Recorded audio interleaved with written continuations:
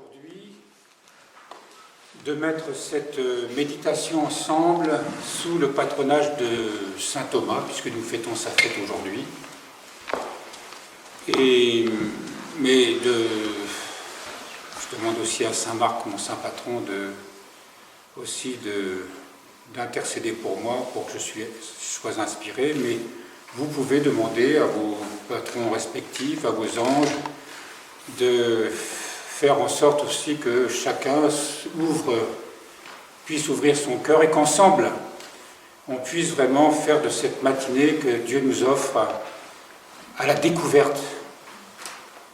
Je dis bien à la découverte d'une autre dimension de la vie spirituelle en Christ, tout simplement la vie en Christ. Alors, je vous propose ce matin, j'avais l'intention de vous parler de choses très intéressantes, des symboles comme la grotte, comme les tables, puisqu'on prépare Noël, mais en même temps, je lisais juste avant de venir des SMS qu'on m'a envoyés avec des textes de quelqu'un qui, je ne connais pas l'auteur de ce livre sur Maurice Zindel, sur la spiritualité de Maurice Zindel, que certains d'entre vous connaissent. Ça concerne notre vocation d'abord à nous, il parle d'abord à nous, moines et moniales, mais en même temps, il ouvre cette vocation à tout chrétien, quel que soit son état de vie. C'est intéressant parce qu'en tant que communauté de chrétiens d'abord, cette assemblée de chrétiens, elle n'est pas divisée avec des gens qui auraient des vocations spécifiques, ce qui est vrai dans un sens, mais en fond, chacun, sous des états de vie et forcément des vocations différentes, nous avons exactement les mêmes exigences de sainteté. Et c'est ce qu'on va essayer de voir ce matin. Peut-être qu'on aura du temps aussi pour voir autre chose, mais voilà. Donc, dans un chapitre qui s'appelle « Un sacrement de la présence ». Alors, ça nous est d'autant plus sensible, ce mot « présence », que ce monastère s'appelle « Monastère de la Sainte Présence ». Cette présence qui est en même temps tout le sens de notre vocation, puisqu'il s'agit de rendre présent le Christ au monde, rendre présent le Christ au cœur de chaque homme. Pour Zindel, le monastère est un sacrement communautaire de la présence divine. Un sacrement communautaire de la présence divine. Je reviendrai sur cette première phrase. Un monastère est un grand sacrement collectif qui fait rayonner sur le monde le sens de la primauté divine. Un monastère est un grand sacrement collectif qui fait rayonner sur le monde le sens de la primauté divine. Il est un jardin de Dieu dont la mission est d'en attester la présence au milieu des hommes par le silence vécu comme une offrande et une communion avec l'au-delà de tout. Un jardin de Dieu dont la mission est d'attester la présence au milieu des hommes par le silence vécu comme une offrande et une communion avec l'au-delà de tout. Quand on parle de silence, évidemment, on ne parle pas seulement de silence dans la vie monastique, de ne pas se répandre en bavardage inutile, de commenter les événements du monde, si on en a connaissance, ou de se laisser aller à exprimer d'une voix vive toutes les pensées qui nous traversent. Non. C'est aussi un vrai silence intérieur qui ne peut être obtenu qu'en entretenant en soi, par la prière, sa communion avec la grâce divine, sa communion avec le Dieu qui s'est fait présent par son incarnation dans notre humanité. Le sens de la vocation claustrale, c'est-à-dire du cloître,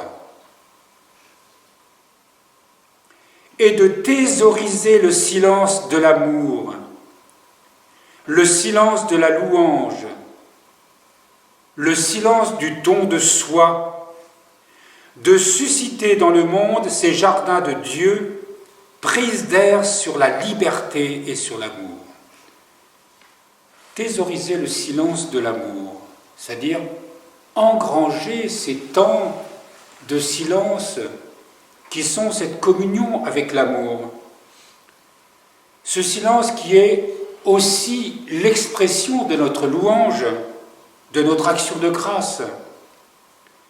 Ce silence aussi qui est renoncement à soi, renoncement à se valoriser, à manifester ces qualités si on croit qu'on en a toujours, c'est vrai. Il s'agit là d'un don de soi qui ne peut être oubli de soi. De susciter dans le monde, par notre témoignage, ces jardins de Dieu.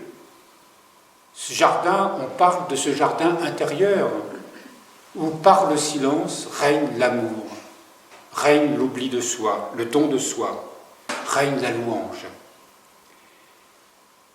Et on parle de prise d'air sur la liberté et sur l'amour, c'est-à-dire éclairer, ouvrir nos fenêtres, souvent dans un monde qui est vicié par l'enfermement sur soi. Pas de vocation humaine plus haute, plus urgente, car elle donne le sens de la vocation humaine qui est la connaissance de Dieu. Dans les monastères, cette façon de vivre radicale, parce qu'on s'extrait du monde, parce qu'on porte un habit noir qui est celui du deuil que l'on fait de l'esprit du monde, on a tout laissé dans le monde pour entrer dans ce silence et vivre détachement après détachement, mort et renaissance après mort et renaissance, dans ce silence intérieur qui est communion vraie, qui est vie, qui est d'étancher sa soif à cette source de l'amour que le Seigneur nous donne en partage.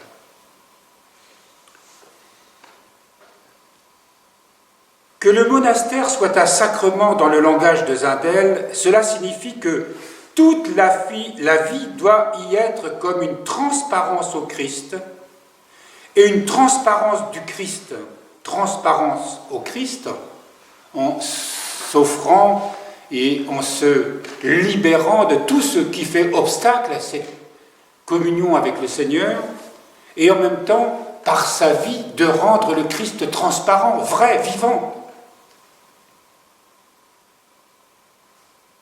La liturgie, les offices, les relations fraternelles, tout doit être polarisé par le Christ. Pour que sa présence devienne en quelque sorte perceptible, sans autre parole que celle de l'être et de la vie. Tout doit être polarisé par le Christ. Pour que sa présence devienne en quelque sorte perceptible, sans autre parole que celle de l'être et de la vie. Rayonner le Christ en quelque sorte, cela devient possible parce que nous sommes tout donnés au Christ.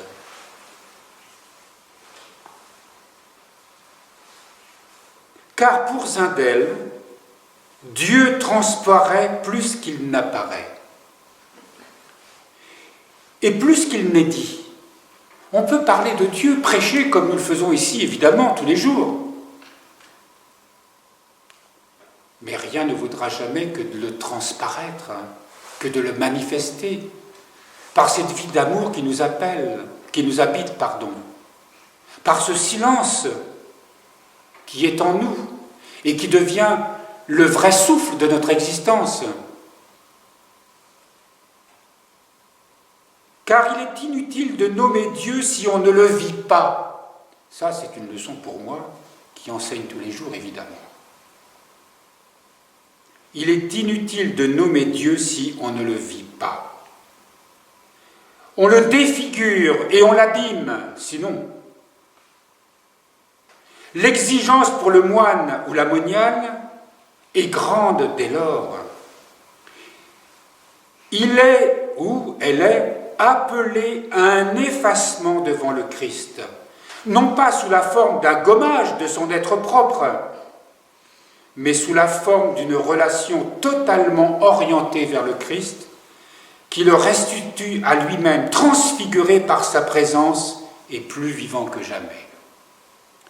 Notre vocation de moine et de monial, notre vocation de consacré, c'est de faire en sorte que, transfigurés par le Christ, nous puissions le manifester par notre vie, par le témoignage de notre vie, sans qu'il soit besoin d'en parler, mais tout simplement en étant par notre vie tout entière une manifestation, un témoignage vivant du Christ, de sa vie, de son amour, par la charité que l'on doit aux autres, par le don total de nous-mêmes que l'on doit aux autres. À Dieu d'abord, bien sûr. La vocation propre du monastère, c'est le silence. Il faut que le silence y soit quelqu'un. Cela veut dire que ce silence que nous observons, c'est la rencontre avec quelqu'un, c'est la rencontre avec Dieu, qui fait que Dieu, dans ce silence, est véritablement présent dans la vie du monastère. Le silence monastique, le silence du monastère, c'est la manifestation de Dieu vivant, présent, incarné dans la vie de chaque moine, dans la vie et l'esprit du monastère. Ce silence est en fait une nécessité apostolique autant que personnelle. Nécessité apostolique, cela signifie le ministère que l'on doit au monde. Ce n'est pas seulement quelque chose qui doit être enfermé dans la vie du monastère, pour les moines ou les moniales. Mais il va en parler un peu plus loin, l'auteur de ces lignes, mais il s'agit d'apporter à partir du monastère, dans le silence du monastère, sans bouger du monastère, mais d'apporter le Christ au monde. Car Dieu se dit bien que dans le silence qui passe toute parole. Plus encore, l'homme ne peut vraiment recevoir Dieu qu'à pas de silence. C'est dans le silence qu'on peut recevoir Dieu. C'est pas dans la cogitation multiple, dans la quête d'une explication, d'un problème à résoudre, de quelque chose qu'il faut absolument saisir dans une compréhension qui serait la plus profonde possible. Non. C'est justement, peut-être, dans ce qu'il a été dit dans les premiers mots de ce texte de ce matin, que ce n'est pas dans ce qu'on va dire de Dieu, dans une connaissance qui serait une connaissance intellectuelle de Dieu, mais justement dans le renoncement à comprendre Dieu, à partir de ses limites, cette pauvreté humaine qui nous habite. Je ne peux découvrir Dieu parce que je fais taire tout ce qu'il y a d'humain en moi. Non pas en éradiquant ce côté humain, mais en le reliant à cette source intérieure qui va transformer cet humain, parce que c'est à partir de cela qu'il y a une véritable transformation, une véritable connaissance de soi, une véritable résurrection de soi en Dieu.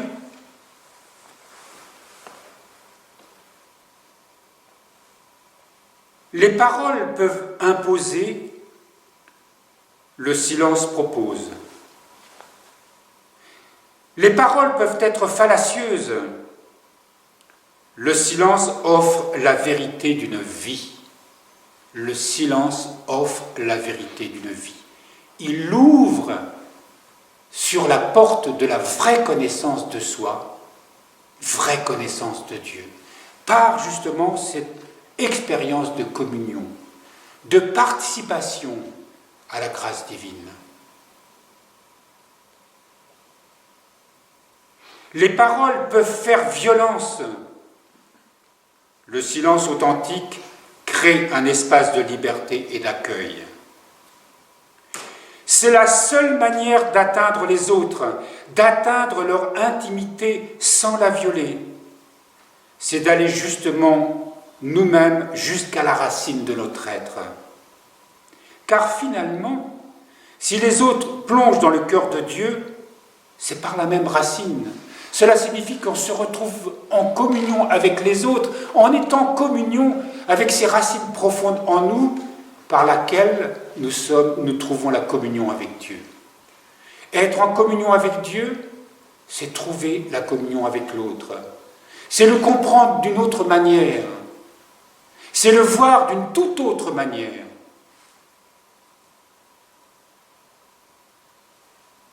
Le silence permet aussi de communier au monde entier par la fine pointe du cœur investi dans l'amour. Ce qu'on appelle la fine pointe du cœur, c'est cette part de l'esprit en nous. Nous sommes corps, âme et esprit. Celle qui nous permet justement d'être dans cette connaissance profonde, à la racine de notre être. Là où nous sommes dans cette rencontre avec le tout autre, avec Dieu.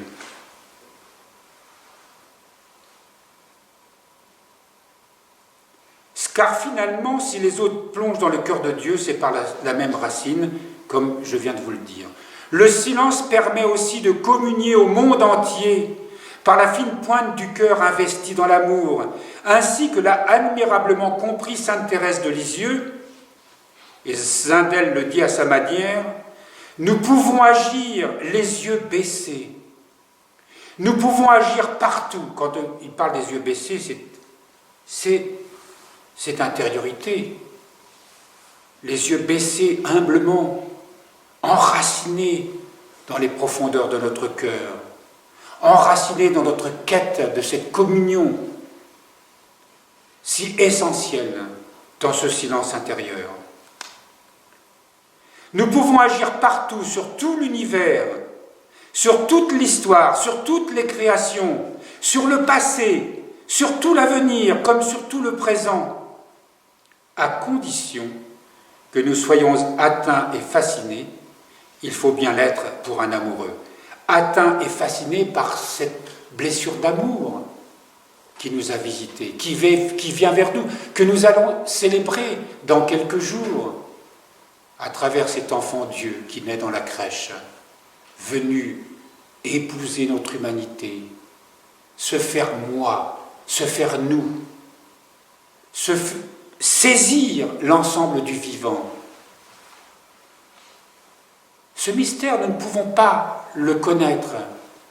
Nous ne pouvons le connaître intimement que dans ce silence intérieur, ou seulement lorsque nos pensées, nos passions étant apaisées, le Seigneur peut nous révéler cette véritable connaissance. Et pour ça, il fait de nous des amoureux. Non pas comme au sens humain, dans la passion, dans le feu des passions de l'amour qui souvent habite les êtres et qu'ils ont tant de mal à dépasser. Lorsqu'ils ne connaissent plus cette passion, eh bien, ils se sentent tout désarmés, ils se dépêchent d'en connaître une autre. Évidemment, ce n'est pas de ça dont il s'agit quand nous parlons de l'amour vrai. Si dans la vision de Zindel, le monastère est un jardin du silence de Dieu au service des hommes et de l'humanité entière, c'est ça qui est étrange. Comment, dans ce silence intérieur, les yeux baissés, humblement, comme il le dit, nous sommes en communion avec le monde entier. L'ermite qui habite une grotte quelque part dans un désert ou quelque part dans une forêt, qui est un autre désert. Cet ermite, dans sa communion avec Dieu, dans son combat contre les forces du mal, apporte le Christ au monde. Mystérieusement, parce qu'il est en communion avec la racine de l'être, avec cette racine où Dieu, dans cette communion avec Dieu, il est en même temps en communion avec tous les hommes, sans que les hommes le sachent, sans que les hommes le perçoivent. mais à partir de ce mystère au plus profond de notre être, il permet à Dieu d'insuffler sa grâce dans le cœur de tous les hommes. Et pas seulement de tous les hommes, mais à travers les hommes, à travers toute la création. Quel grand ministère, mystérieux. Mais c'est la vocation, d'abord, de toute vie monastique, qu'elle soit contemplative ou non. D'une certaine manière, chaque moine et monial est contemplatif. Même si certaines vocations ont une vie qui est plus ouverte sur le monde. Il importe de souligner avec une extrême fermeté que toute vie chrétienne est apostolique et que la vie monastique l'est au premier chef. Donc même quand on est dans un monastère cloîtré, une vie de contemplatif, on pense aux chartreux, on pense aux carmélites, on pense à tous ces ordres qui n'ont pas du tout de ministère extérieur. Et pourtant, ils remplissent un ministère apostolique, c'est-à-dire qu'ils apportent le Christ au monde, comme les apôtres qui ont franchi des contrées comme saint Thomas que nous célébrons aujourd'hui et qui, selon la tradition, est allé jusqu'en Inde pour apporter le Christ. Eh bien, dans les monastères, on apporte le Christ au cœur du monde et pour cela, il n'y a pas de distance qui soit un obstacle, bien au contraire. Le moine est moine non pas pour soi, mais pour l'Église. Comme nous l'avons souvent enseigné ici, nous ne recherchons pas une sainteté personnelle qui serait séparée de la vie de mes frères et sœurs, de ses frères et sœurs. Toutes les grâces que nous recevons, c'est pour les mettre au service des autres. Nous n'avons pas une sainteté personnelle pour un salut uniquement personnel. La sainteté ne devient d'ailleurs, nous ne devenons saints que parce que nous nous donnons totalement aux autres, comme le Christ se donne tout à chacun.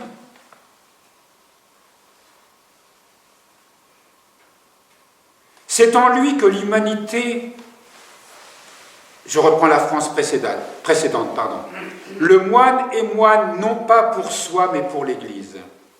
C'est en lui que l'humanité doit s'offrir et offrir sa louange. C'est par lui que la prière du genre humain doit être ininterrompue et son intercession ne doit pas cesser d'englober les travaux et les jours et sanctifier tous les frères humains. Il y a un lien qui est constant à travers notre prière parce que nous récitons les psaumes et que les psaumes on appelle les psaumes la prière de Jésus. C'est Jésus qui intercède pour tous les hommes. Et nous nous unissons à la prière du Christ pour intercéder. Nous sommes liés absolument à tous les êtres humains, quels qu'ils soient. C'est pour ça que le moine ou la moniale, ou le chrétien, nous allons le voir, ça va suivre, notre vocation, c'est d'être unis à l'histoire de cette humanité. Et prenons garde de ne pas entrer dans les grandes polémiques, controverses, adversités, guerres de ce monde. Pourquoi y a-t-il des guerres dans ce monde? Pourquoi y a-t-il des polémiques? Pourquoi y a-t-il des divisions? Parce que l'homme est sans Dieu. Parce que l'homme met toute son énergie et toute sa foi dans des philosophies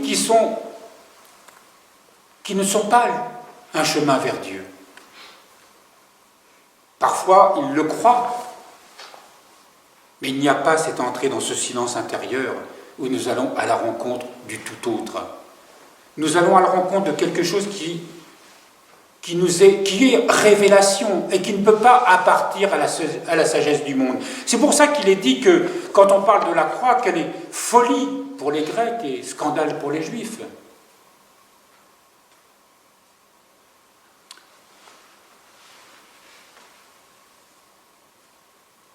Donc la prière du moine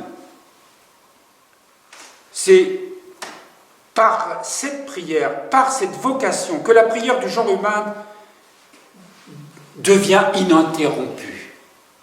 C'est comme si le monde, l'ensemble du genre humain, rassemblé dans la prière du moine, les monastères offrent une prière ininterrompue pour le genre humain qui ne prie pas.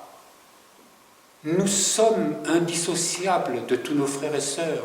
Et notre vocation, c'est vraiment d'être unis à cette humanité et de prier pour cette humanité, comme si cette humanité n'était qu'un seul et même être en Christ.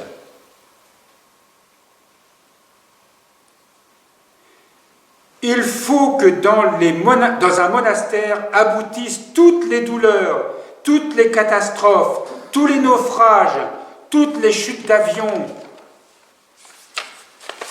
toutes les maladies, toutes les épidémies, tous les drames, tous les désespoirs, et que le moine ou la moniale soit constamment le viatique de tous ces besoins humains. Le viatique, c'est-à-dire la réponse à tous ces drames, à toutes ces détresses, à toutes ces souffrances, à toutes ces morts. Nous avons en charge de porter le monde et d'intercéder sans cesse pour qu'à travers toutes ces souffrances, la grâce de Dieu descende et que d'un mal, il en sorte un bien. Un bien parce que ceci peut mettre l'humanité sur un chemin de vie, le sortir de son enfermement, le délivrer de la causalité que, hélas, le péché du genre humain ne cesse de produire à travers, parce que ces catastrophes sont le fruit du péché de l'homme. Et il ne le sait pas, parce qu'il ne le croit pas. Et nous sommes là pour prévenir, empêcher ces catastrophes, et Dieu sait que c'est évident que certaines catastrophes sont empêchées par cette prière constante. Mais pas une prière extérieure, une prière intérieure. Et que lorsque les catastrophes sont là, eh bien que une grâce de guérison vienne panser les blessures, élever les cœurs, apaiser les tourments, guérir les haines.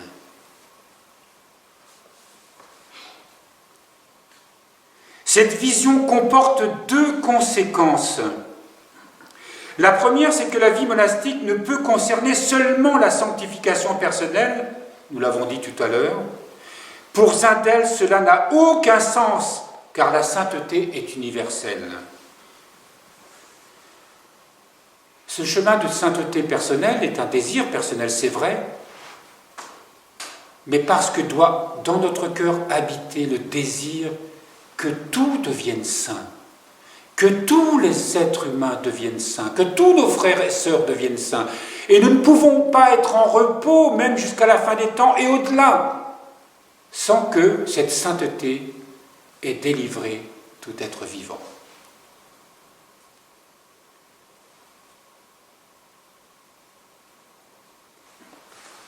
Cette sainteté dilate le cœur pour qu'elle puisse embrasser par les liens de l'amour l'humanité tout entière.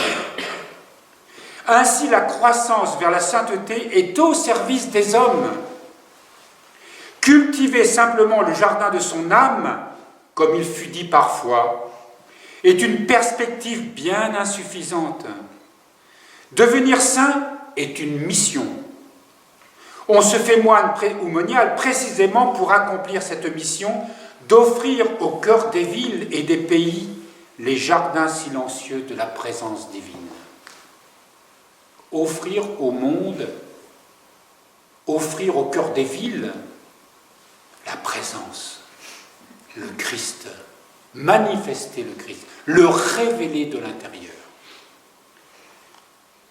La deuxième conséquence, c'est qu'il n'y a pas de supériorité à la vocation monastique par rapport aux autres vocations. Et c'est là qu'il est intéressant parce que l'auteur de ces lignes nous a montré l'exigence et le sens de la vocation monastique. Et voilà qu'à partir de cette vocation, tout chrétien doit prendre conscience de sa propre vocation en tant que chrétien.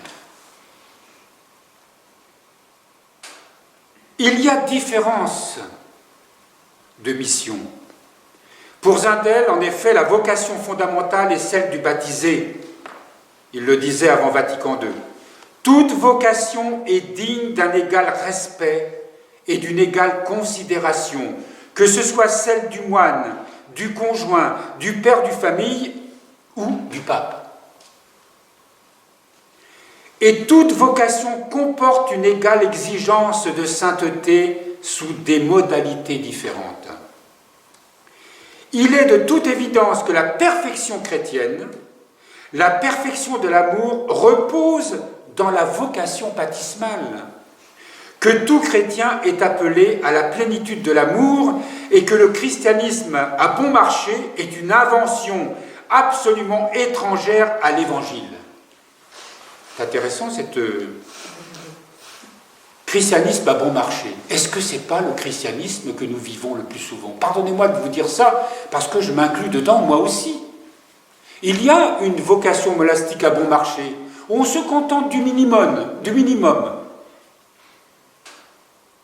Mais nous sommes appelés en tant que baptisés, et sans qu'il y ait de justification. Parce que nous en avons des justifications, toujours, plein. Non. Dieu nous donne la grâce, et il nous connaît bien pour cela, d'être, quel que soit notre état de vie, mais parce que nous sommes baptisés et parce que nous avons reçu ce potentiel en nous de devenir saints, d'être des saints, ici et maintenant. La sainteté, ce n'est pas « je vais devenir saint peut-être à la fin de ma vie ». Non, je suis saint dès maintenant parce que c'est ainsi qu'on nommait les premiers chrétiens, on les nommait des saints, ceux qui sont mis à part, ceux qui n'ont pas le même esprit que celui du monde, ceux qui se nourrissent de l'Esprit Saint, instant après instant. Et quand on relit les épîtres, on voit à quel point cette exigence était la norme dans les premières communautés chrétiennes. Il nous faut impérativement retrouver cet esprit et faire en sorte que l'Esprit Saint nous donne la grâce de le vivre dans nos communautés, pour que nous redevenions des vraies communautés chrétiennes, dignes de ce ministère qui nous est donné.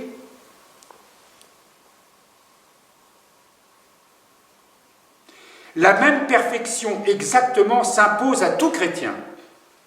Tout chrétien a la même mission dans des fonctions différentes. Car en fait, le cœur de chaque vocation ne peut être que la charité. Et nous avons vu, quand nous parlions de la charité, que comment aimer l'autre véritablement si mon cœur n'est pas envahi par l'amour de Dieu. Et cela signifie, si mon cœur est envahi par l'amour de Dieu, que je me suis renoncé, que je fais le don de ma vie, le don de soi, le renoncement à soi, que ce silence des passions, silence de tout ce qui m'enchaîne, pour me régénérer par ce silence dans cette grâce de Dieu, qui fait de moi, où je puisse devenir vraiment une lampe où brille la présence du Christ réellement.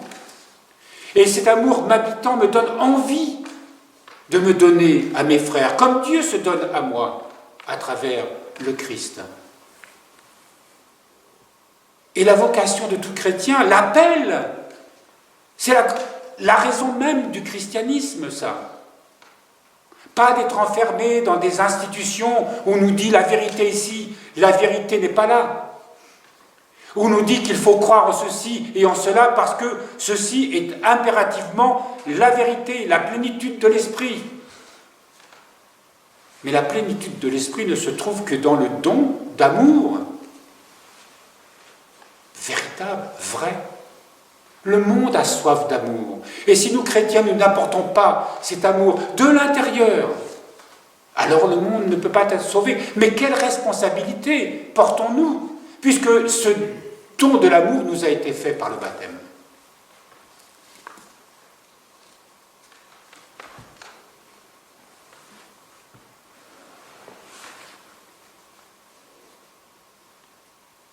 car en fait, le cœur de chaque vocation ne peut être que la charité, et tout baptisé est appelé à la vivre pleinement.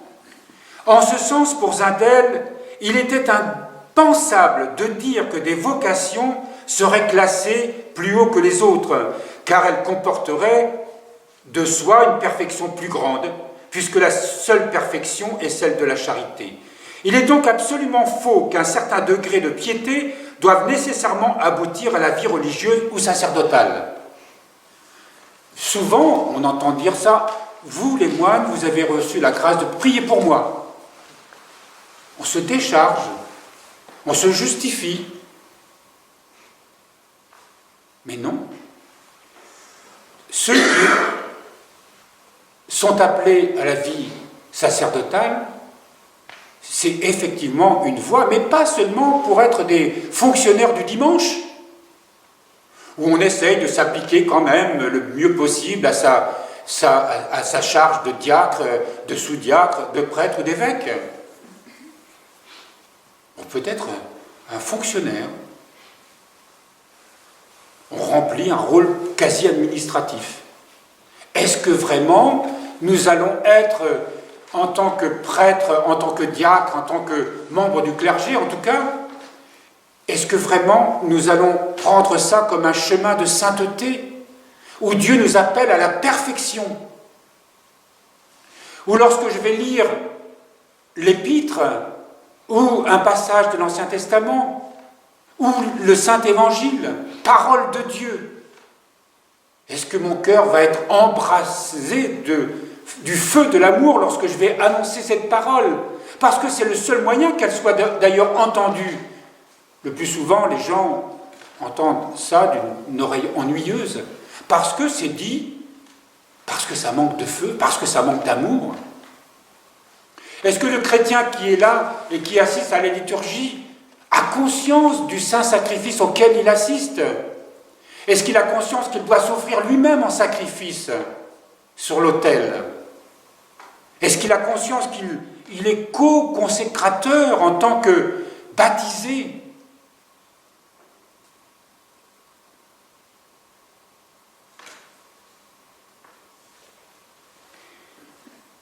Il faut autant de perfection pour élever des enfants que pour être prêtre.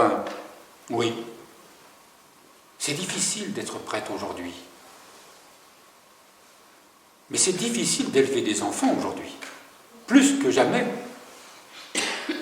En plus, dans une société désorganisée, chaotique, où les valeurs, toutes ces valeurs qui fondaient la famille sont en train de disparaître, vous imaginez la difficulté. Et souvent, les parents baissent les bras. Et les enfants sont beaucoup plus élevés à travers les médias comme Facebook ou autre chose. On peut bien imaginer que ça ne va pas les conduire dans une voie chrétienne.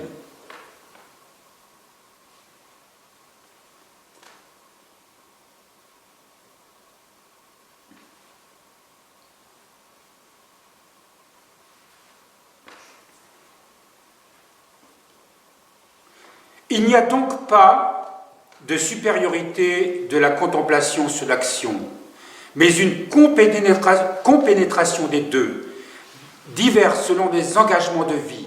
Il y a conjointement vocation contemplative et vocation apostolique. Ça veut dire que, quelles que soient nos vocations respectives, clergé, moine monial, ou personne consacrée, laïque consacrée, comme on dit aujourd'hui, ou père ou mère de famille, ou peu importe le sens de son engagement dans la société, tout ceci, nous sommes un corps en Christ, une communauté, où la vocation des uns et des autres, nous nous nourrissons en quelque sorte les uns les autres. Nous nous portons les uns les autres. Notre sainteté dépend de la sainteté des autres, en quelque sorte. Ou du moins, la sainteté des autres facilitera grandement mon propre chemin de sainteté. Si j'ai envie d'être saint, la différence ne peut donc se trouver que dans la dimension apostolique de la vocation, Autrement dit, dans la mission, nous sommes envoyés en mission. Être chrétien, c'est forcément, à un moment, prendre conscience de cette dimension apostolique. Mais le plus souvent, nous n'avons pas conscience de cela.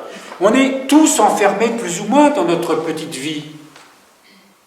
Et on vient chercher ici des grâces pour essayer au mieux de vivre notre vie. Mais notre vocation dépasse largement tout cela. Largement.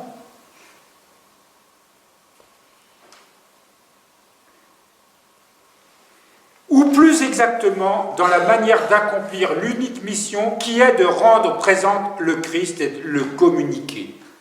Apporter le Christ au monde, voilà la vocation de tout chrétien. Le corps du Christ a besoin de différentes manières de vivre l'Évangile, de différentes fonctions pour que soit incarnée la présence du Seigneur par et pour tous les hommes dans leur diversité. Dans le corps, la vocation monastique rend présente la musique silencieuse de Dieu.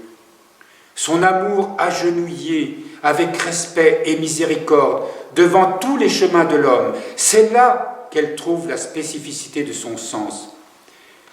C'est intéressant de voir ce passage dans le corps du Christ.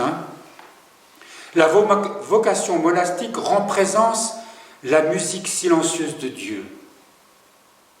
Ça veut dire la présence, la supplication de Dieu. C'est vrai que nous, monastères, c'est un lieu où on vient se ressourcer dans cette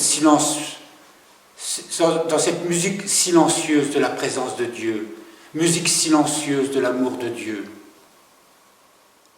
Son amour agenouillé avec respect et miséricorde devant tous les chemins de l'homme.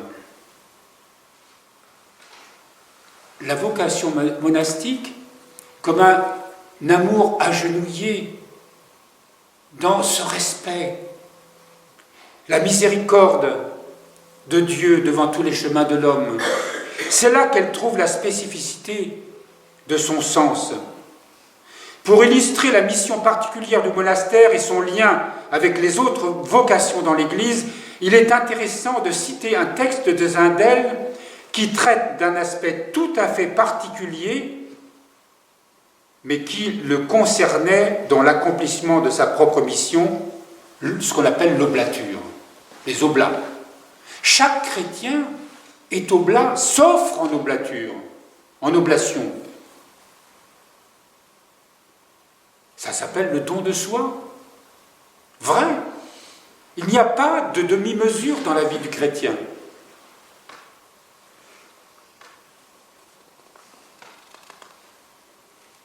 Il se demande de ce que l'oblature peut attendre d'un monastère et lui donner.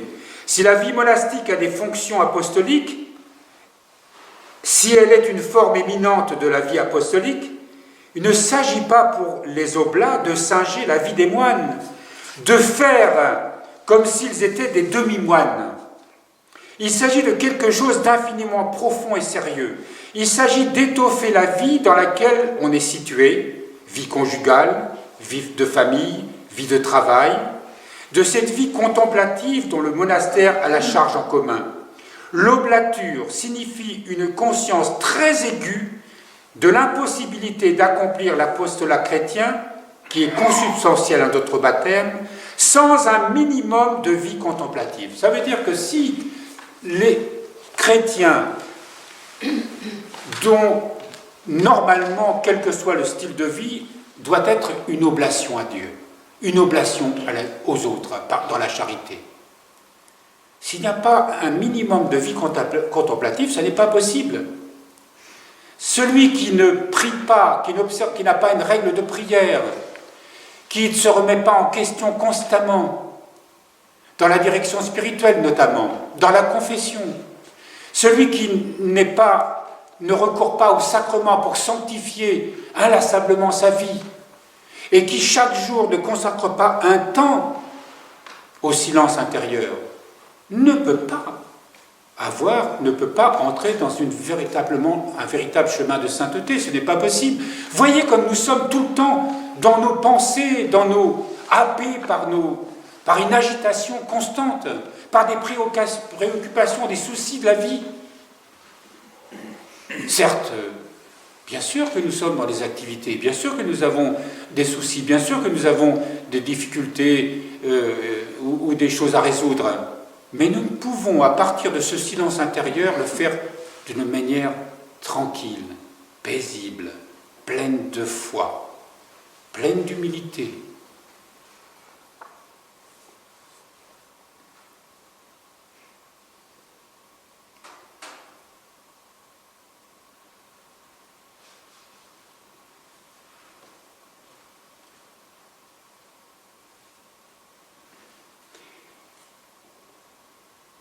Il peut le faire également pour toutes les personnes qui se trouvent en contact avec lui. Alors le il, là, je ne sais plus, à force de couper mes paragraphes,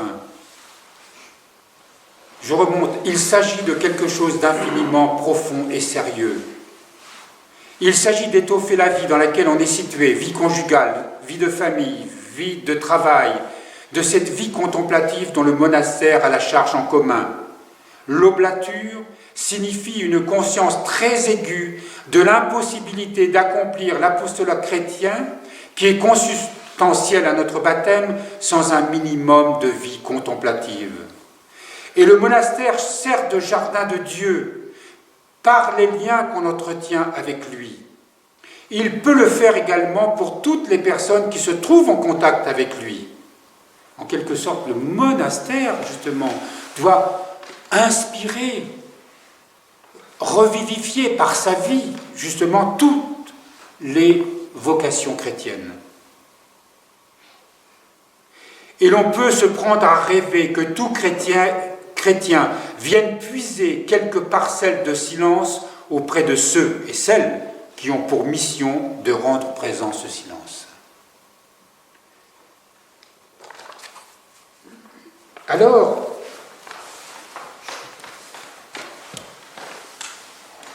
dans cette longue méditation que nous venons d'entendre, que je viens de vous lire,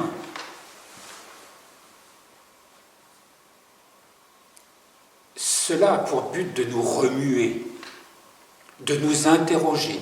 Il ne s'agit pas de se culpabiliser. Il ne s'agit pas de se dire « ben oui, je suis misérable, j'arrive à rien ». Bien sûr, ça, je le sais, plus ou moins. Mais tout simplement de se dire « mais est-ce que le Seigneur n'a pas déposé ce désir? Est-ce que l'Esprit Saint n'a pas déjà déposé ce désir en moi? Est-ce qu'à certains moments, je n'ai pas d'un seul coup envie de me dire « mais oui, c'est vrai, il faut que je me remue, que je me bouge, que nous soyons moines moniales », parce que, comme je vous le disais tout à l'heure, c'est pas parce que nous avons revêtu un habit que nous avons prononcé des vœux, dont il est dit plus loin d'ailleurs que ces 3 vœux de la vie monastique sont les mêmes pourtant, mais ça se décline autrement, mais ce sont les mêmes dans la vie de tout chrétien. Quand on parle de vie de pauvreté, de vœux de pauvreté, de chasteté et d'obéissance. La chasteté est une évidence pour tous. Ce n'est pas forcément la continence. La chasteté, qui est don de soi à travers, justement, quel que soit, ça ne concerne pas seulement la sexualité, mais aussi la pureté de tout cœur, que tout cœur doit peu à peu manifester. Pauvreté, c'est cette pauvreté qui doit nous conduire au dépouillement de soi, au don de soi, au renoncement à soi. Et obéissance à quoi?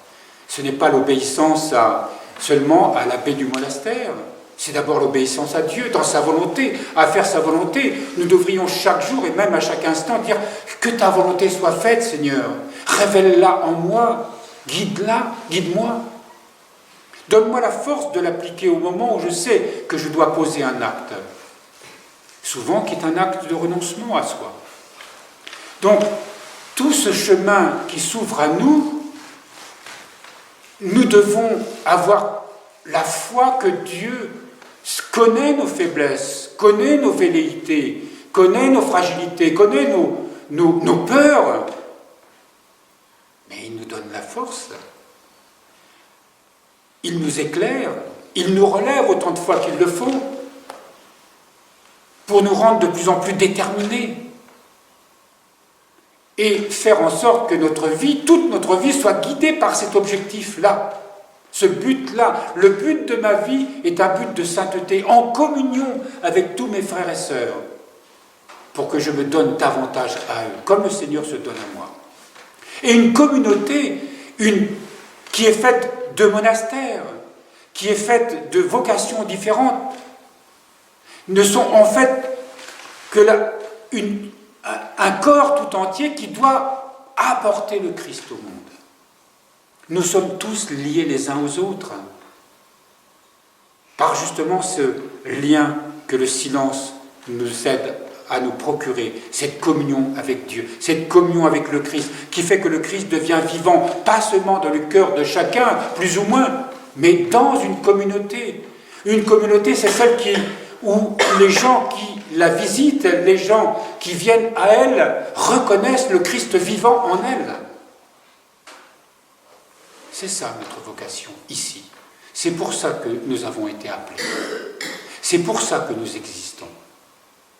C'est pour ça que notre Saint-Père Tugdual ne cesse de nous rappeler justement les exigences de tout ce que nous avons entendu ce matin. Et c'est pour ça que chaque jour, tout ce que nous lisons, tout ce que, à travers ce que l'Église nous propose, inlassablement, à travers les lectures, les offices, la méditation des écrits des Pères du désert, sans cesse nous remet en face de cette exigence. Mais en même temps nous donne cette immense espérance qu'il y a une armée, une cohorte qui ne cesse, tout à travers les âges de l'Église, qui ont montré que c'était possible. Et que le monde tel qu'il est aujourd'hui, plus que jamais, Dieu nous accorde la grâce pour que ce soit non seulement possible, mais que ce soit une visibilité au monde, parce que Dieu permettra que les yeux du cœur des hommes s'ouvrent davantage pour les conduire, les sortir des ténèbres dans lesquelles le monde est plongé aujourd'hui. Voilà, je vous propose de vous donner la parole. Je pense que chacun peut s'interroger humblement et de se dire, même si je voudrais, mais qu'on a le sentiment qu'on ne peut pas, se dire, mais le Seigneur, lui, sait comment me conduire, comment m'ouvrir les yeux, comment me donner la force, le Seigneur a toutes les réponses à nos fragilités, à nos faiblesses, à nos pauvretés.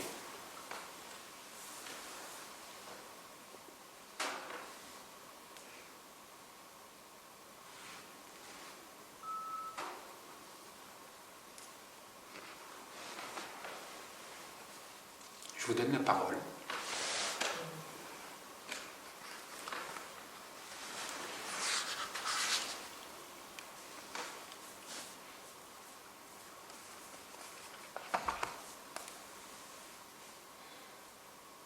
J'ai bien aimé cette phrase, il faut que le silence soit quelqu'un.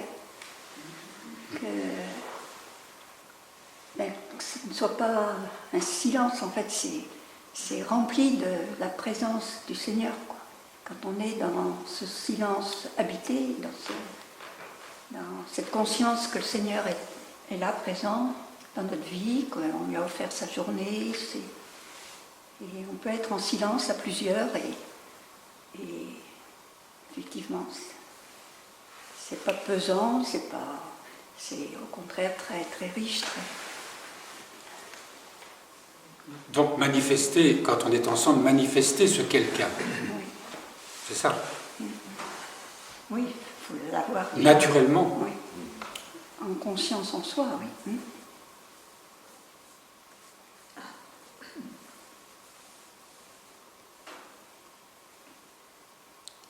Vous êtes abasourdi, non? Non. Non, moi je laisse. Hein? Moi je laisse. Pas abasourdi. C'est le silence qui est bien. Quand tu dis. C'est le silence qui est bien là, qui est bien présent. Moi, c'est ce que je ressens. Maintenant, tu veux dire? Oui. Les paroles, Ce sont, je suis très étonnée aussi, d'abord de pouvoir prendre la parole, parce que c'est quelque chose que je n'ai pas l'habitude de trop de faire, mais ce que je ressens, c'est que cette parole, quand elle est habitée, elle fait grandir quelque chose qui vibre, qui est là,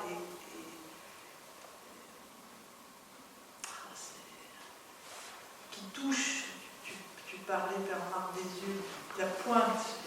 Moi, j'aime cette pointe du cœur, de voir avec le regard du cœur. Avec ça, il n'y a plus rien à dire, quoi. Il n'y a plus qu'à le vivre. C'est peut-être là, toute là. C'est fin, c'est comme de la peinture, c'est comme de l'art, quoi. C'est pas trop, juste un peu. Chacun sa place. La fluidité, le souffle. Enfin, merci, moi ça me donne confiance dans le fait que ça puisse être vécu, quoi. C'est comme tu dis, pas de parole, qui voudrait juste être de la parole, comme qui parle trop, quoi. Mais de la parole qui amène chacun peut exister, mais en même temps être là, quoi. Donner sa couleur, offrir, quoi. Pas donner, offrir. Moi, j'ai l'impression d'avoir reçu, là. Merci à toi, merci à Saint-Pédule. Merci à l'Esprit Saint, surtout. Merci à la communauté, quoi. Là, j'ai vraiment l'impression de faire partie. Toucher quelque chose d'essentiel. Voilà. Et c'est la quête, la quête, je sais que c'est ma quête depuis tout le temps, et que là, ça touche quelque chose. C'est que le début, là. Tu m'as déjà dit, c'est que le début.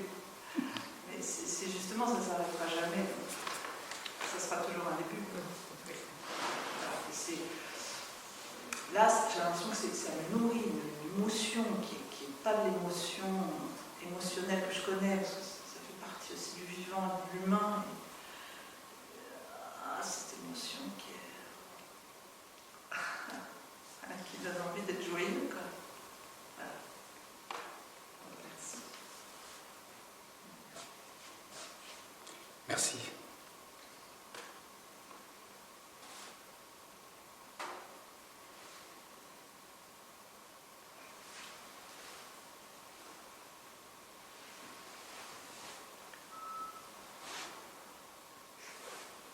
Je trouve extraordinaire, c'est que toutes ces choses que l'on décrit, toutes ces choses, toutes ces vertus, ce ne sont pas des choses à acquérir, ce sont des choses à recevoir. Et c'est vrai que souvent on se fait, quand on entend les évangiles, on se décourage, on n'y arrivera jamais à tout ça. Et en fait, c'est des choses que Dieu nous donne. Et plus on va rentrer justement dans cette intimité avec lui, plus en plus, en fait, ces choses vont se manifester en nous. C'est vraiment un don de Dieu, quoi. C'est pas des choses qu'il nous faut acquérir. Par nos propres forces personnelles, voilà, c'est ça.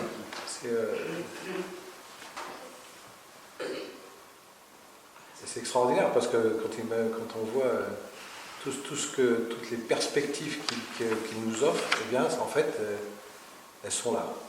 Elles se manifestent. Plus on s'ouvrira à cet amour, plus on s'ouvrira à Dieu, à cette présence de Dieu, plus elles se manifesteront en nous, quoi. Et bien au-delà de ce qu'on peut l'imaginer, ça ouvre des perspectives. Waouh! Quelque chose quand même.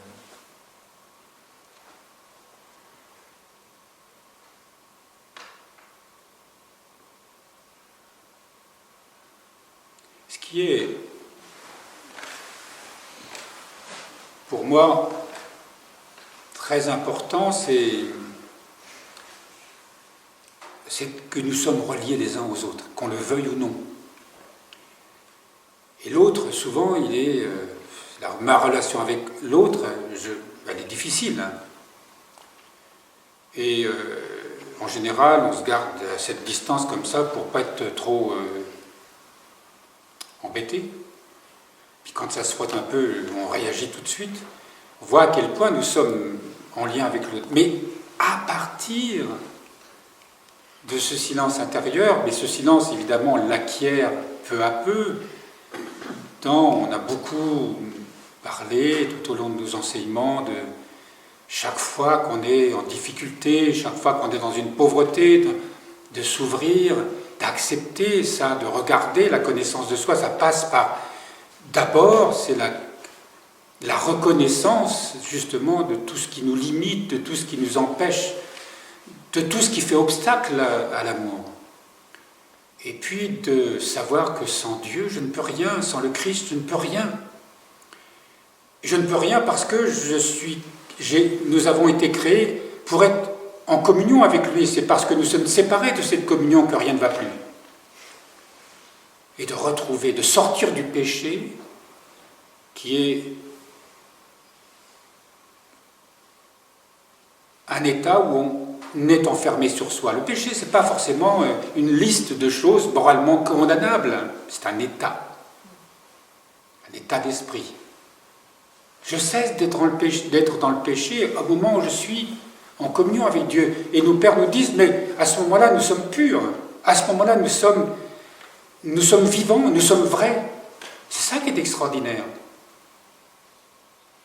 Et si plus nous sommes en communion avec cette réalité, avec cette source profonde de notre être, peu à peu, nous nous sanctifions. Peu à peu, nous nous libérons. Tout ce qui est péché et recentré sur Dieu devient vie, transfigurée. Toutes ces passions en nous, toutes ces habitudes en nous, tout est absolument transformé. Et les autres aussi sont transformés avec moi. C'est mystérieux. Est-ce que la souffrance que connaissent les uns, et je suis absent de cette souffrance, elle ne me regarde pas, c'est son affaire, c'est pas mon problème? Nous venons de lire là que c'est tout le contraire. Surtout nous, dans la réalité de notre vie monastique, nous sommes au cœur du monde, les catastrophes nous concernent, les drames humains nous concernent, nous sommes au cœur, nous les vivons. Dans nos prières, nous les vivons avec l'ensemble de nos frères et sœurs du monde entier, y compris même les souffrances de la création. Mais cette souffrance devient de plus en plus consciente à mesure que nous sommes unis au Christ. Parce que l'amour ne peut que épouser l'ensemble de tout ce qui est vécu. Et c'est là que notre vocation devient transformation pour nous, certes, mais parce que mon cœur est tourné vers les autres, parce que mon cœur est tourné vers l'ensemble du vivant qui souffre et qui espère en cette libération.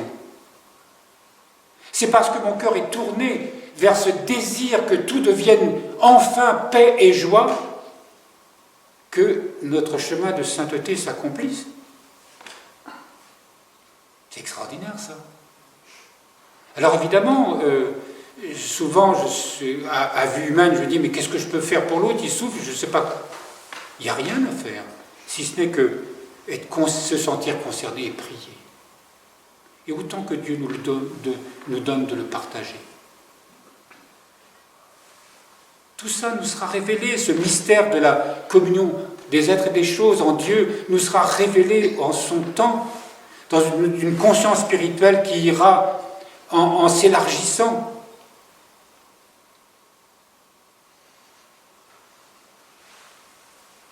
Quelle belle vie, quelle belle vocation que d'être chrétien.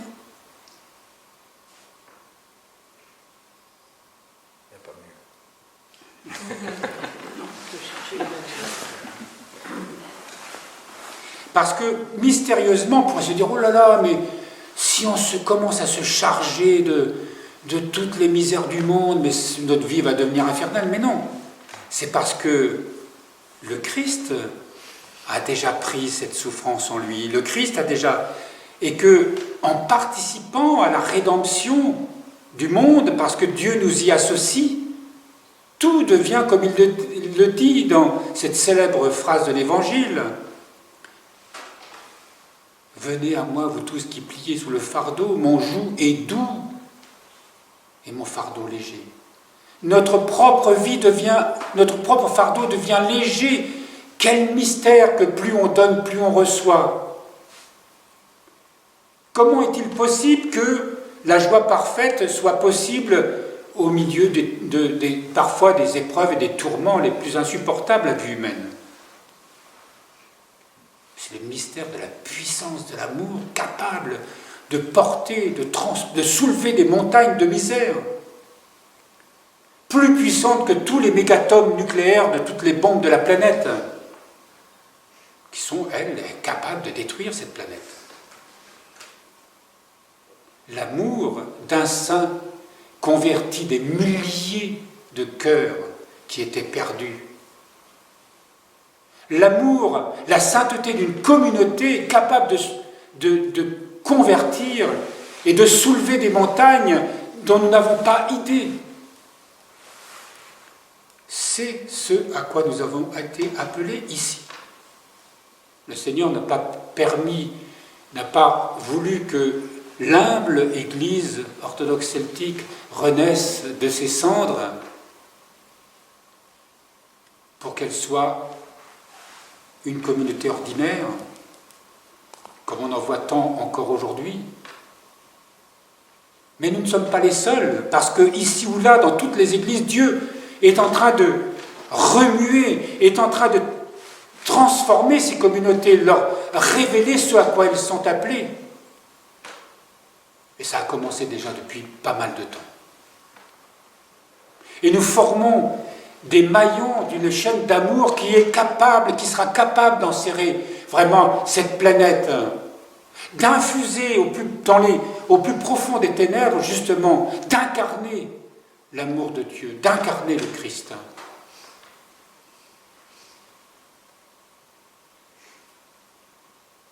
Voilà pourquoi ce Dieu existe et pourquoi nous sommes tous là ce matin. Nous allons devoir ensemble, tels que nous sommes, avec nos misères, avec nos fragilités, avec nos carences, avec nos maladies, avec nos blessures, avec ce que nous sommes. Nous sommes appelés à de grandes choses, oui, mais ensemble. Nous sommes appelés à de grandes choses. Elles viendront. Est-ce que nous allons permettre qu'elles viennent? Et ma vocation à moi, c'est de vous le redire sans cesse. En me le redisant sans cesse, comme dans mes enseignements d'ailleurs, je ne cesse de me faire la leçon, moi aussi, bien sûr. Quelqu'un qui disait récemment, elle ne me l'a pas dit directement, mais ça lui a été rapporté, parce qu'on pas parle toujours. Mais c'est quand même une bonne leçon aussi pour moi. Bernard, il dit des tas de choses intéressantes, bien sûr, mais il devrait commencer par lui-même. Bah, évidemment. C'est ça ma difficulté. C'est ça qui me fait que je suis, moi comme vous, bien sûr. Il devrait se regarder. Hein. C'est exactement ça. Oui. Que Dieu ait pitié de moi. Et de la personne qui l'a dit. Alors, Noël, on est tout proche. Vous avez le sentiment, aujourd'hui la lumière est plus vive, c'est le solstice d'été aujourd'hui, d'hiver, pardon. Je vais un peu vite. C'est le solstice d'hiver aujourd'hui ou demain, ou hier. Je n'ai pas regardé. Regardez. C'est aujourd'hui. En tout cas, c'est au moment où on a fêté la Saint-Thomas, et ce matin, petite homélie évidemment, où pourquoi la Saint-Thomas, je l'ai dit, redit évidemment, et ceux qui vont écouter mes enseignements sur mon blog ou sur Internet quelque part, ils vont dire, il dit toujours la même chose. Oui, c'est vrai qu'on dit toujours la même chose.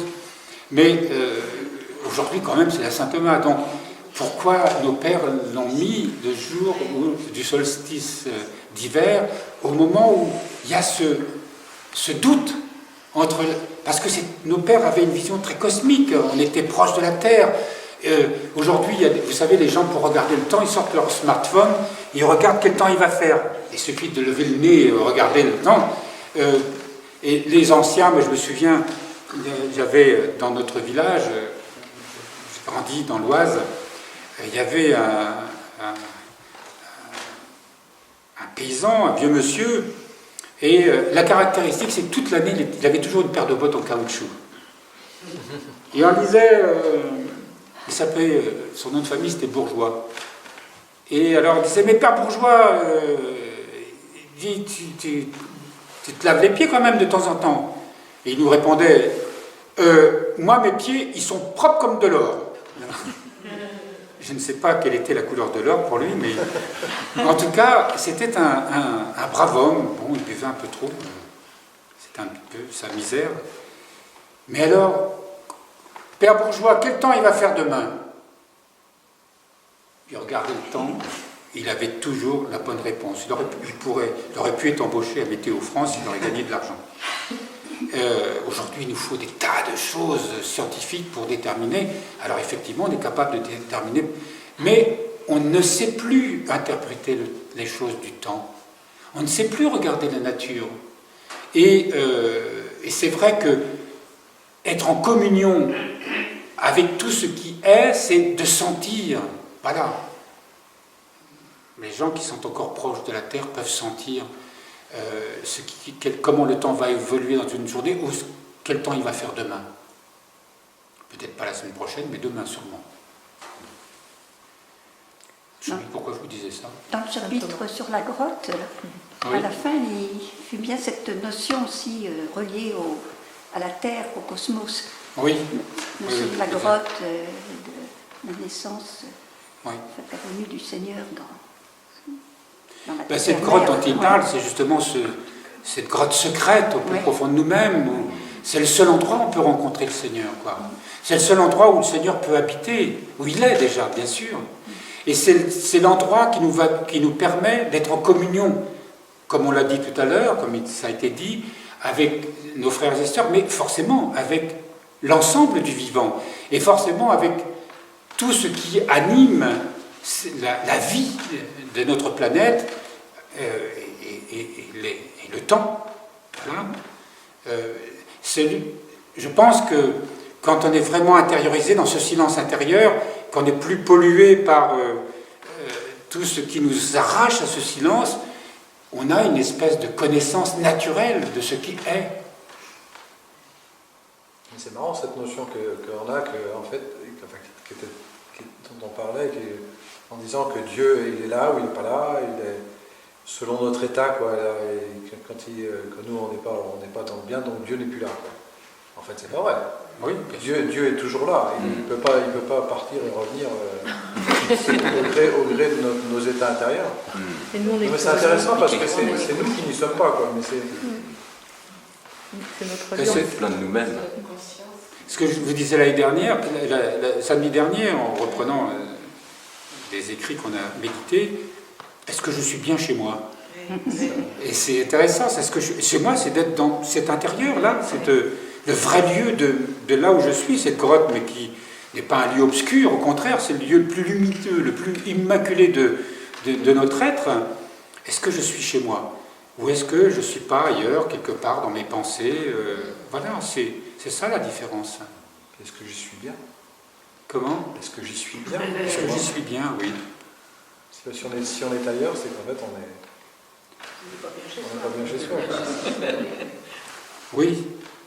Ben, je ne suis pas bien. Non, je crois que c'est parce que je n'ai pas conscience de combien je serais bien chez moi si je savais ce que c'était vraiment chez moi.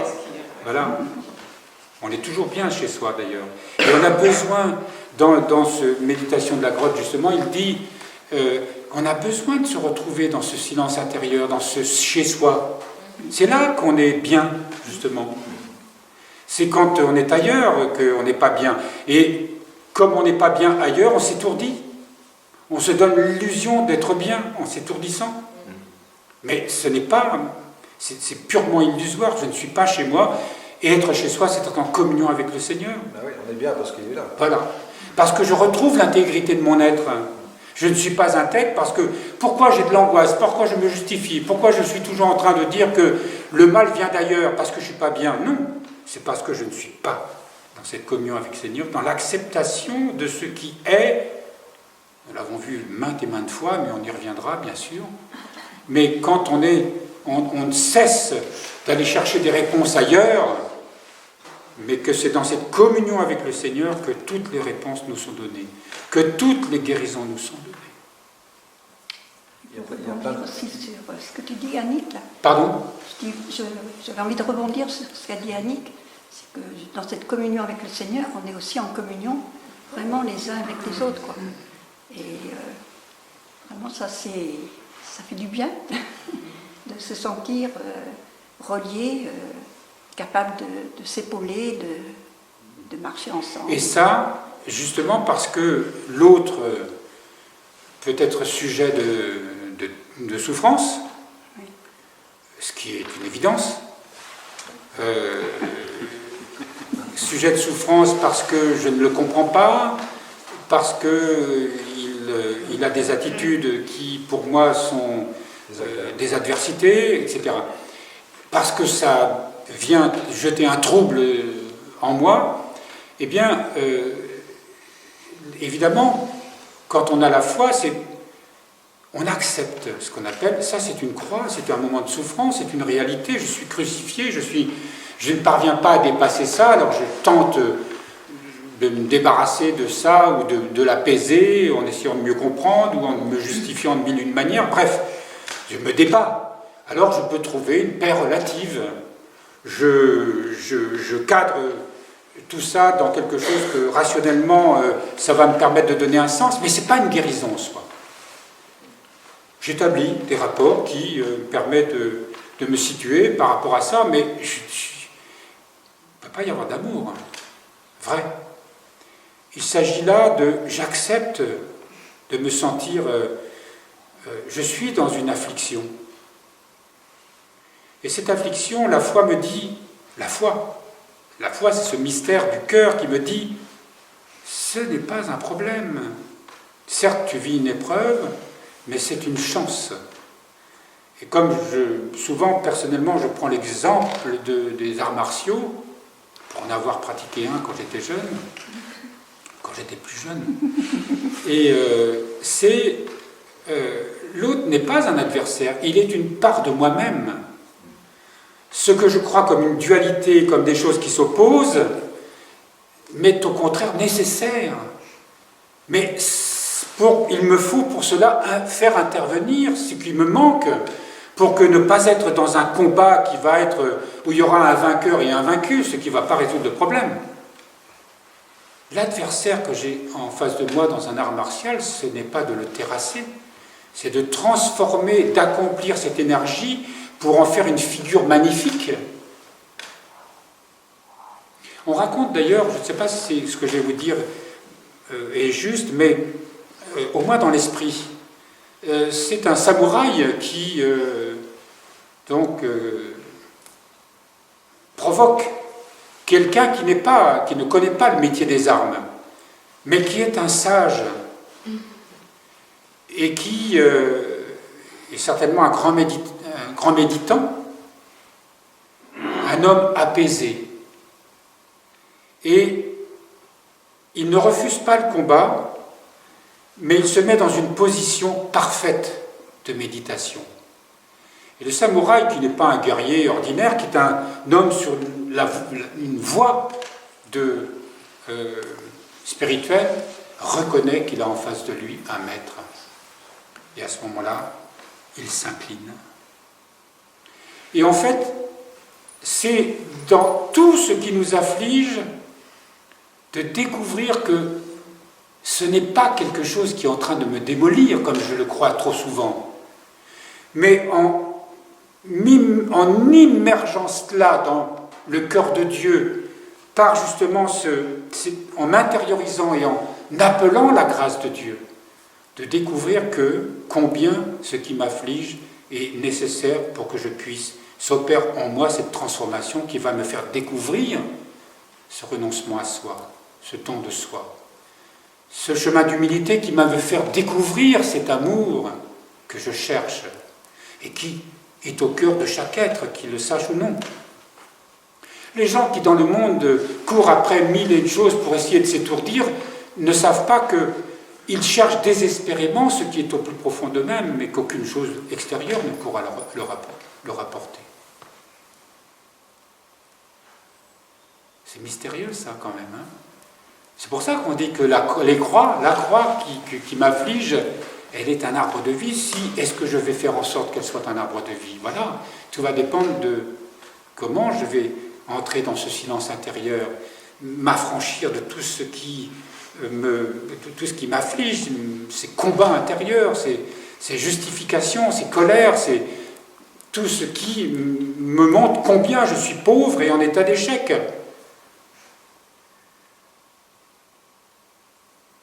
Il me faut, comme j'aime bien, évidemment, moi qui suis plongeur et qui connais ça dans le monde aquatique, si on est pris dans un courant, il ne faut pas lutter contre le courant, sinon c'est la noyade.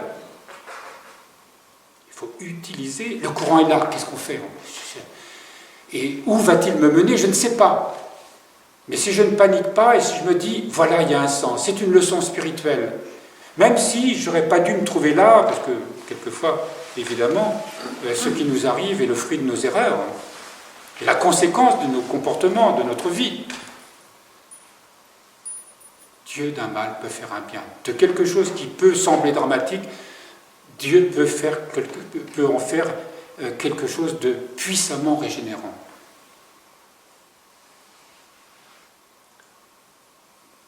Tout peut prendre un sens dans la foi. Tout peut devenir positif. Rien n'est négatif. Rien. Il faut pour cela que je m'affranchisse de mes certitudes et de dire « ça devrait se passer comme ça devrait être comme ci ou comme ça, ça avait été décidé comme ça, alors pourquoi ce n'est pas comme ça ?» Mais ça, c'est tout le temps pour tout un chacun. Il nous faut renoncer à ça, tôt ou tard. Sinon, nous allons passer une vie à nous bagarrer, et puis au moment de notre dernier souffle, qu'est-ce qu'on aura gagné? Rien, un vide immense.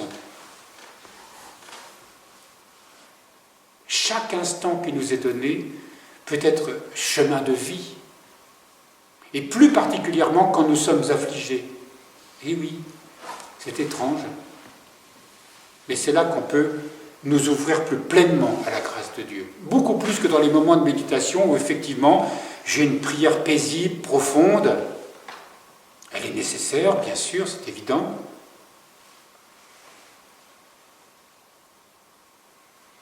Mais rien ne vaut que de cheminer avec cette croix qui est au cœur de notre vie et que nous devons peu à peu accepter, parce qu'elle va révéler vraiment qui nous sommes, ce que nous sommes.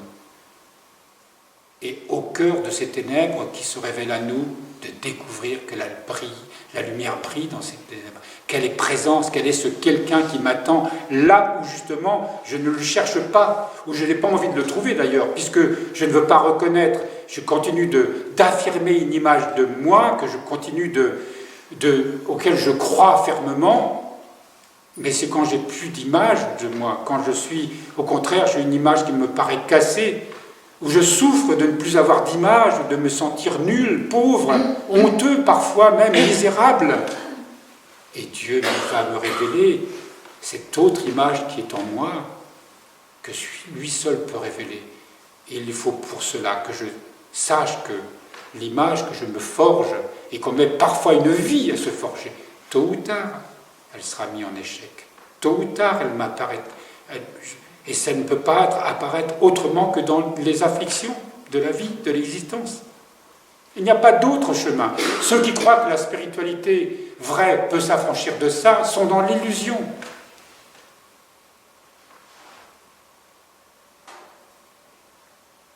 Et curieusement, l'affliction peut devenir chemin de paix et de joie. Nos pères nous le disent, parlent de la joie parfaite. Alors évidemment, à vue humaine, ce n'est pas possible. Mais Dieu nous a fait cette promesse qu'il nous la donnerait, qu'il nous l'offrirait. Alors, le seul adversaire, le seul ennemi, c'est nous-mêmes, personne d'autre. Personne d'autre.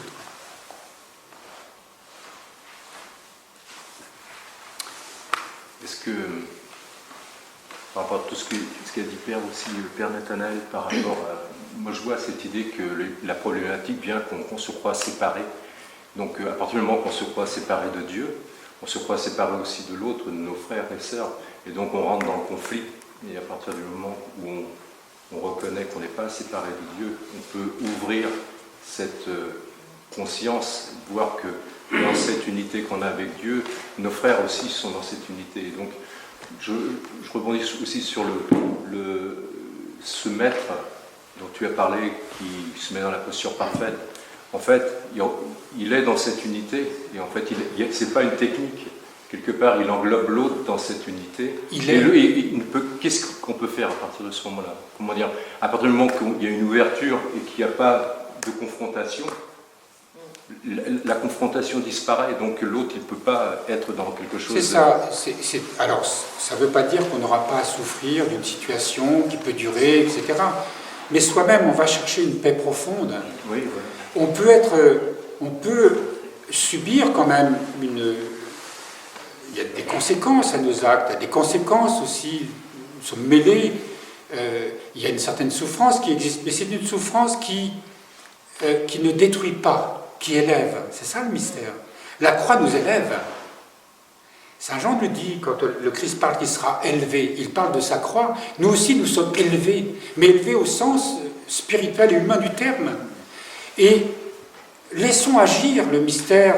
Et c'est vrai qu'il faut s'affranchir, évidemment, de cette dualité, mais de cette dualité, de faire en sorte que cette dualité devienne trinité dans cette communion avec Dieu. L'autre peut rester dans cette dualité, bien sûr, mais le fait que nous ne soyons pas nous, où on ne participe plus à cette dualité, eh bien, ça aidera l'autre peut-être à s'en affranchir. Encore que l'autre, c'est sa liberté, nous n'avons pas la certitude, parce que cette liberté humaine, nous l'avons tous. Il y a des gens qui ne voudront pas changer, ça existe, même si on prie pour eux, même si... voilà. Mais en tout cas, pour soi-même, nous devons nous sentir, comme on le disait tout à l'heure, nous sommes liés. On peut continuer de prier pour quelqu'un qui ne démord pas d'une situation et qui, tout au long d'année après année, va rester enfermé. Dieu lui-même ne peut pas ouvrir un cœur qui a décidé de ne pas s'ouvrir. Mais peut-être que notre prière et justement notre amour permettra des grâces particulières. Sûrement même. Sûrement. On dit qu'au moment de mourir, des tas de personnes soudain se convertissent, quoi. C'est mystérieux, ça, c'est extraordinaire, d'ailleurs.